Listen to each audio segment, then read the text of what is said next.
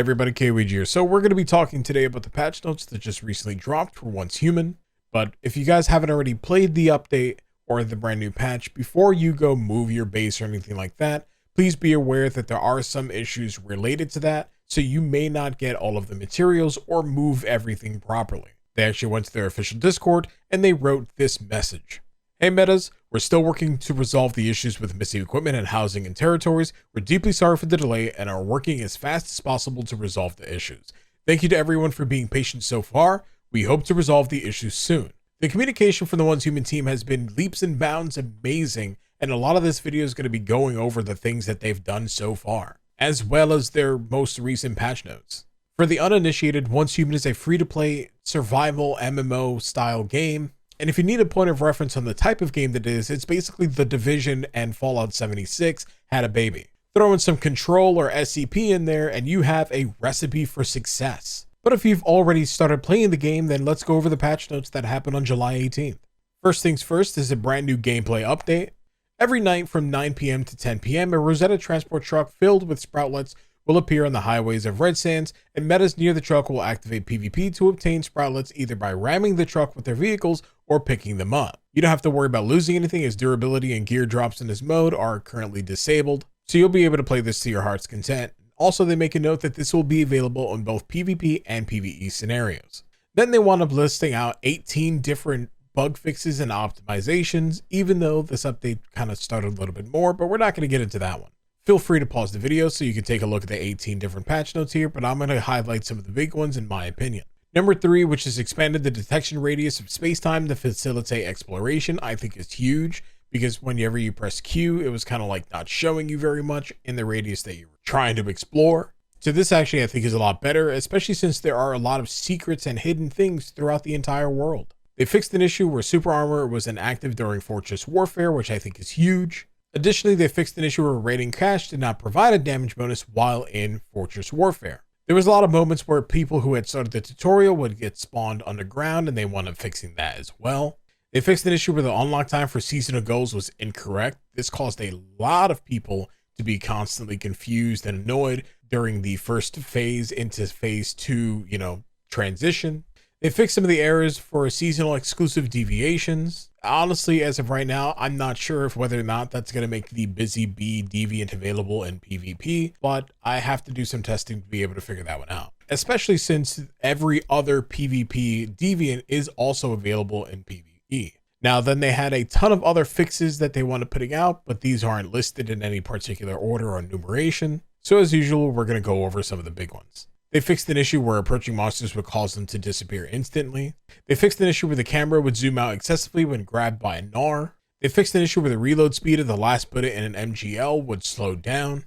They fixed a lot of armor clipping. They made it so that way paper dolls are a little bit better. They also increased the probability of acquiring the deviation grow shroom in the wilderness. I'm not entirely sure what this one means because I still haven't seen it in the open world, but hopefully this means that when picking up mushrooms in any sort of way, you can have a chance to get the grow shroom. And in my opinion, one of the biggest and probably the most disappointing change is that if you had Artisan's Touch, the item that would repair gear no longer works on dropped gear from silos or even dropped gear from weapon crates or anything of the sort. Personally, this one's a little bit more disappointing, mainly because of the fact that some of the legendary melee weapons are only available in these silos and dungeons, weapon crates, and the like. And there's still no blueprint for most of them, if any at all. And then they added some outfits that are available in the shop now, which are pretty cool, but ultimately, this time around, I'm not the target audience, although I did wind up buying one of the jackets they put up. Now that we're done with the patch notes and going over some of the big things, again, if you guys want to take a look at the actual patch notes in full, I'm going to be leaving a link down into the description below.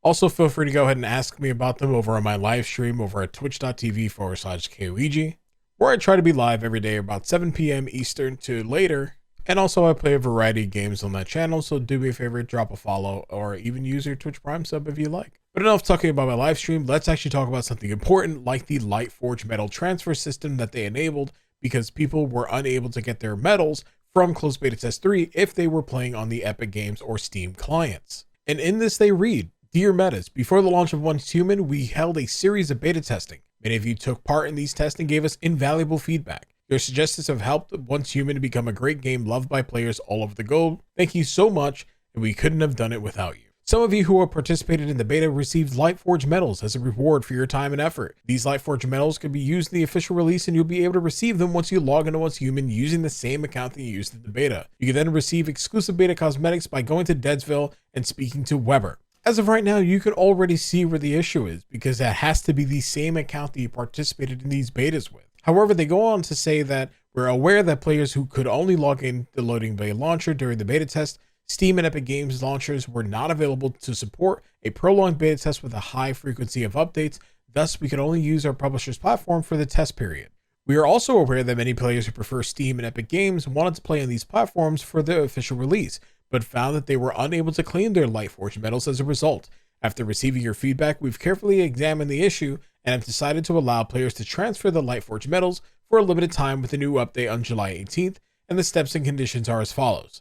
Basically, you have to still download the official launcher from Loading Bay, log into Once Human on the account that you had from the beta, and then from there, go over to the event screen that'll wind up popping up and typing in the user ID from your Steam or Epic Games account to then transfer over those Lightforge medals. This is exciting for a lot of people to be able to get those cosmetics that they would like. It's just a little bit out of the way to be able to do so. And again, I'm going to be leaving a link down in the description below, so that way you guys can go ahead and take a look for this yourself if you guys have any other additional questions. And now, since I keep seeing a lot of players asking about this specifically, back on the 14th of July, they actually talked about the player server limit and the waiting queues.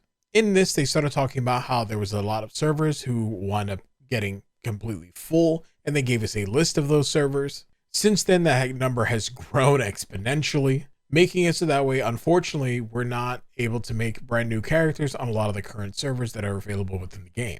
But they are aware of this issue and they are looking to fix it, but it is going to be an issue that is going to have a long-term solution, and there's no short-term way to be able to fix this at this moment. Eventually, they'll be looking to add more worlds to every server so that way more people can be able to play.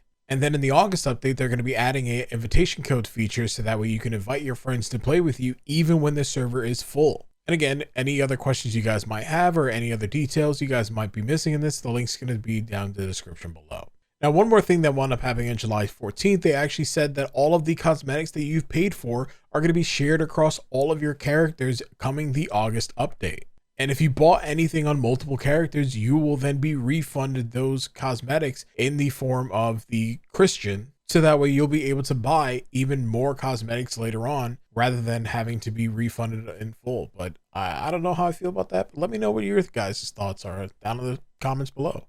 Personally, I really like the fact that all the cosmetics that I bought are going to be available on every character, especially with how pricey they are. So this makes that a little bit more bearable. Truth be told, with the communication that the developers have been giving us, as well as all these patch notes, trying to fix as many bugs as possible, I'm very happy with the game thus far, although I would like to see some bugs more prioritized, sooner rather than later. But I'm also well aware that these things take time, and also trying to identify the issue in a live space is very difficult, especially so it could be as many different variables as if it's just an online network issue. And while some players are still worried about the wipes that are going to wind up happening at the end of every season, I do hope that with the feedback that they've taken, they do kind of extend things going forward. But that's everything that's going to be in this video. I tried condensing as much information as possible. But if you guys have any other questions, the links are going to be down below. And also let me know your guys' thoughts in the comments. Also, as far as my live streams are concerned, I would love to have you guys hang out with me every day. I stream most days from 7 p.m. Eastern going forward, like I said before. We have an amazing community and I would love you guys to join it. We also have a Discord where we play a variety of games in the Discord, so join that down there too. Right now I'm in the process of working on a couple of other videos, like some guides and an updated Deviants video, especially when it comes to certain things not being available in PvP, like the Busy Bee. Although as of right now, it looks like that is the only Deviant that is not available on PvP, and PvE has access to every Deviant, including PvP ones. But anyway, thank you guys again for watching. As always, I would love to see you guys hang out more often. But if not, thank you for your time here. And stay awesome, stay beautiful, and I'll see you guys in the next video. Peace. I'm out.